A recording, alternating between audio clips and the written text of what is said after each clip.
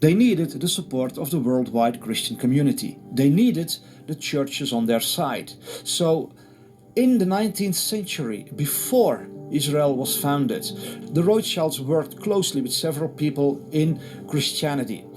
They attracted a man called Cyrus Scofield. He was a convicted criminal lawyer, an expert in fraud and forgery.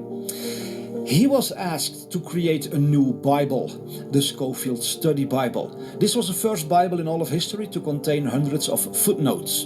In these footnotes, a new doctrine was introduced into the American Evangelical Church, which says that there was to come a new political military Israel, and that would be the place where the Messiah would come to rule the world.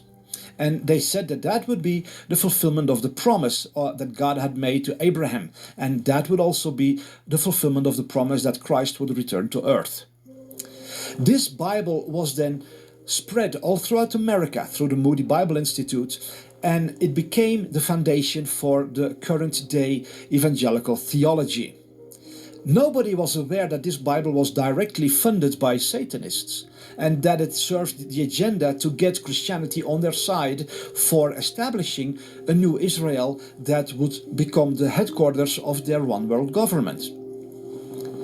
And again, I know that all this sounds outrageous to many people who have never heard this before, but you can research this. And I encourage you to do your due diligence. I've studied this for decades and I know what I'm talking about, but it's very difficult sometimes when you talk to people who are not informed, who have simply accepted a certain mindset, who have blindly believed that, and who repeat it to everybody else without ever doing their research. But all this is historical fact. The Scofield Study Bible was published by the Oxford University Press, which was owned by the Rothschilds. And this whole theology was first written out by John Darby, whose family owned the most haunted castle in the world, Leap Castle, where 150 dead bodies were found in the cellars and where satanic masses were held. John Darby used all kinds of occult terms in his religious writings. He was involved in many secret societies and occult groups.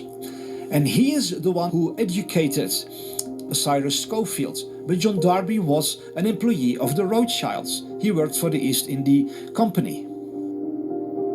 The Scofield Study Bible literally said that everyone who supported this new Israel would be blessed by God, and everyone who did not support it would be cursed by God. So fear and intimidation was used to force Christians to be on their side, and they succeeded. In our time, the vast majority of Christianity believes thoroughly that this new political military state of Israel is indeed the fulfillment of God's promise to Abraham.